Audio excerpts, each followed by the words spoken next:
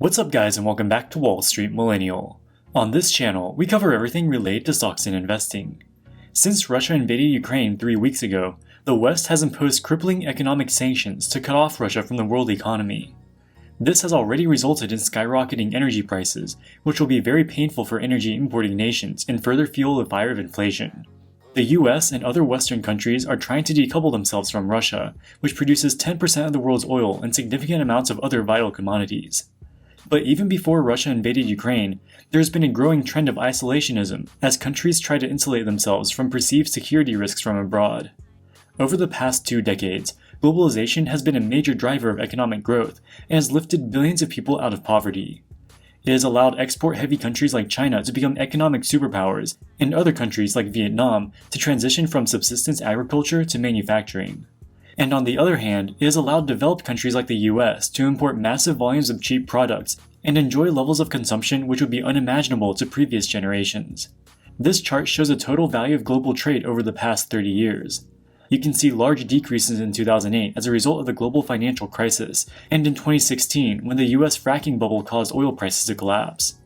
But aside from these 2 blips, the trend has been clearly positive with a nearly 40-fold increase from 1970 through the peak in 2018.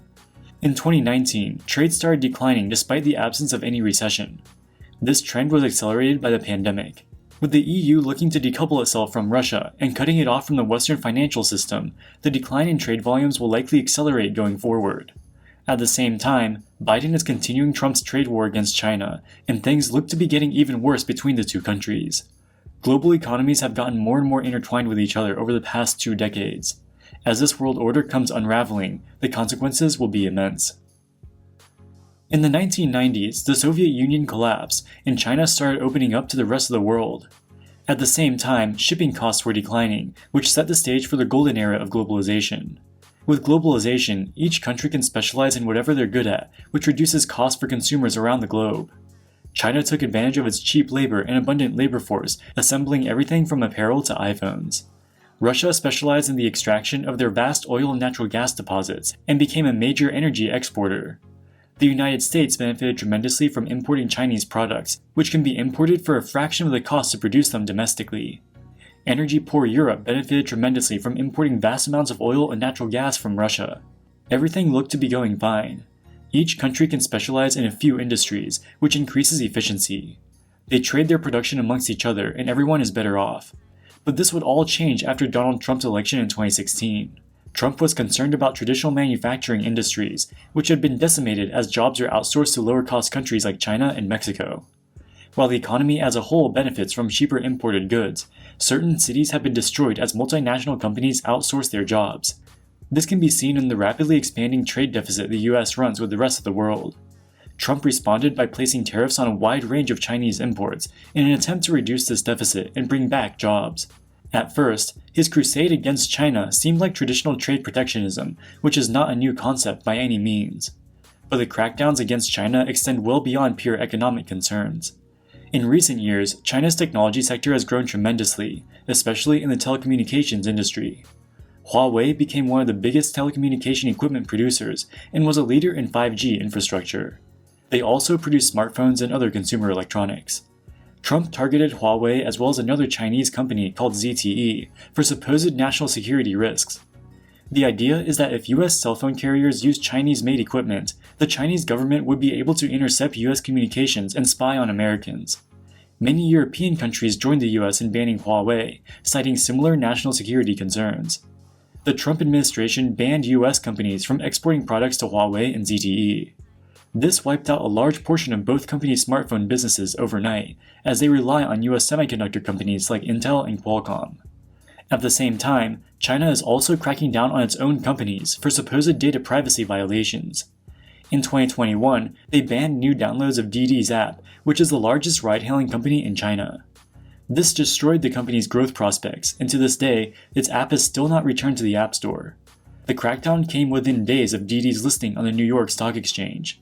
China feared that Didi could provide sensitive data to US securities regulators. China is also concerned about its reliance on US technology. They've been investing billions of dollars into state-run semiconductor company SMIC to reduce this dependence. And with Russia's recent invasion of Ukraine, things on the world stage are getting even worse. The West has levied economic sanctions which aim to cut off Russia from the global financial system.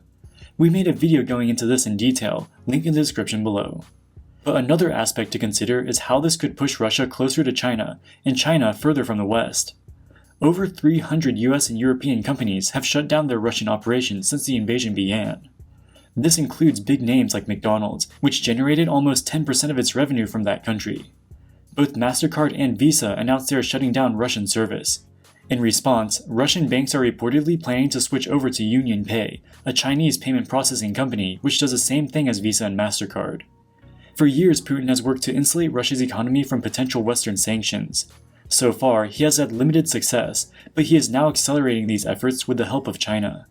They're investing tens of billions of dollars in new pipelines to supply natural gas to China, as Europe looks to cut imports. To the extent that Russia can increase its ties to China, this will insulate them from Western sanctions and give Putin near impunity to continue his invasion of Ukraine and possibly even expand further. There are growing fears that the Western allies may impose secondary sanctions against Chinese companies if they help Russia to evade the existing sanctions. This would not be without precedent. In fact, part of the rationale behind the crackdown against Huawei and ZTE was because they secretly helped North Korea and Iran evade US sanctions. But with Russia, this is taking things to a whole different level. Russia is a major trading partner of China, and China relies on Russia for oil and natural gas. President Xi recently went as far as to say that the two countries' friendship knows no bounds. It seems unlikely that China would capitulate to the West, especially as they have made it a strategic priority to become more self-reliant. Unless the Ukraine situation can be peacefully resolved, the world is at a severe risk of ending up in something of a new Cold War. On the western side, you'd have NATO and a few other allied countries. On the eastern side, you'd have Russia, Belarus, China, and possibly Iran. The two sides could levy sanctions on each other and greatly reduce international trade. Many countries are working to expand domestic production of semiconductors as a strategic economic and national security goal. As we said before, China is rapidly boosting its semiconductor manufacturing capacity. But thus far, they've only had success with less advanced so-called lagging-edge chips. Currently, the Western Bloc would have a big advantage in semiconductors. Most of the important chip designers such as Intel, AMD, and Qualcomm are based in the US. Most of the production of leading-edge chips is done by Samsung and Taiwan Semiconductor, which are both located in Western-friendly nations. China has never recognized the independence of Taiwan. As recently as a few months ago, President Xi said that reunification of the island must be and will be fulfilled.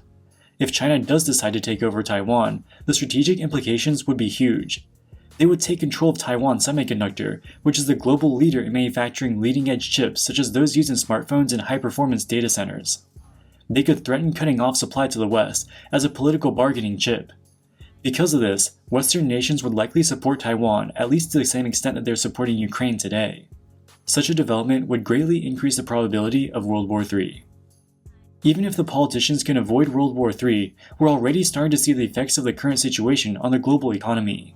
Oil prices have spiked to 10-year highs, and European natural gas prices are at the highest levels ever recorded. The European Union announced plans to reduce Russian natural gas imports by 2/3 by the end of this year, which could see prices skyrocket even further. This could be a disaster for energy-intensive industries such as automobiles, as Europe has very little in the way of domestic energy resources. At the same time, Intel is taking advantage of billions of dollars worth of government subsidies to build new semiconductor plants in the US. The net effect of the Ukraine war, as well as growing tensions between the US and China, will almost certainly mean a decrease in trade and increasing inflation. As a consumer, you will almost certainly see the effects of higher prices at the gas pump and higher prices for cars, phones, computers, and everything else that uses computer chips. Alright guys, that wraps it up for this video. Do you think Russia's invasion of Ukraine will mark the end of globalization? Let us know in the comments section below. As always, thank you so much for watching, and we'll see you in the next one. Wall Street Millennial, signing out.